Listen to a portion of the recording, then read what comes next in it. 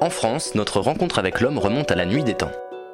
Dès la préhistoire, des fresques témoignent de notre attachement et de notre rapide domestication. Les Gaulois nous vouaient déjà un culte particulier et nous les avons accompagnés tant dans leur conquête que pour le commerce ou le travail des champs. Au Moyen-Âge, cette complicité donne naissance à la chevalerie. En 1066, les chevaux normands permettent la conquête de l'Angleterre. Fidèles destriers, nous ne formons qu'un avec nos cavaliers dont nous adoptons l'armure à la guerre comme au tournoi. Nos sabots sont désormais ferrés. L'apparition de l'artillerie relègue au champ les chevaux lourds. On nous sélectionne désormais pour notre agilité et notre élégance. C'est la création des haras nationaux. Sous l'Empire, nous restons l'instrument des conquêtes de Napoléon. Il enrichit l'élevage français en découvrant les grandes qualités des pur-sang arabes. Les régimes changent, mais la volonté d'entretenir une tradition équestre au plus haut niveau reste unanime et permet la création du cadre noir de Saumur. Nous restons ainsi jusqu'à l'époque industrielle le principal compagnon de l'homme, tant pour son transport que pour son travail ou ses loisirs. Notre vigueur, notre endurance et notre caractère nous permettent aujourd'hui de nous adapter à de nombreuses activités que nous allons vous présenter. La France est riche d'une génétique de grande qualité et diversité. Les races équines s'y répartissent en 5 grandes catégories.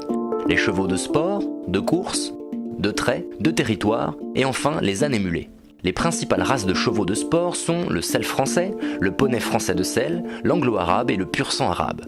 Ces races se distinguent dans les disciplines olympiques, mais aussi en voltige, endurance, attelage ou reining, ou encore dans les sports collectifs.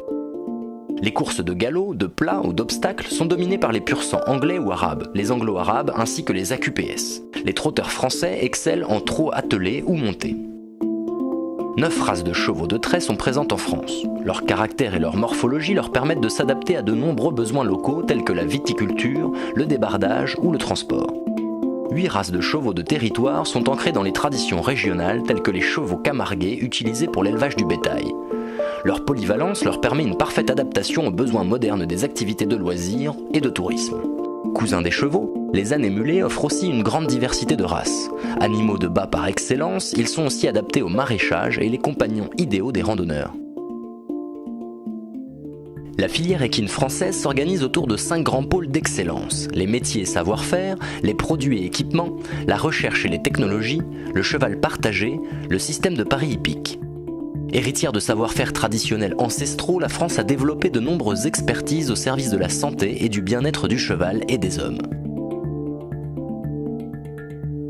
De la sellerie de luxe aux infrastructures, l'innovation et la performance sont au cœur des entreprises françaises qui proposent une gamme complète de produits et d'équipements. En pointe des technologies, la France a développé des outils performants dans 4 principaux domaines: l'identification génétique et généalogique, la surveillance épidémiologique, le suivi des performances et la lutte antidopage.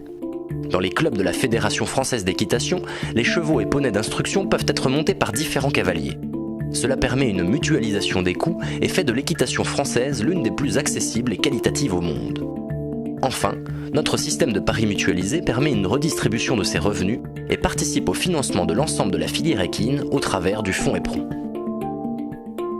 Compétitions, salons, ventes, courses ou concours d'élevage, de prestigieux événements sont organisés en France tout au long de l'année dans des lieux d'exception. Voilà, vous savez tout de la grande famille et de l'histoire du cheval français. Si elle vous a plu, nous vous donnons rendez-vous en France pour écrire la suite avec vous.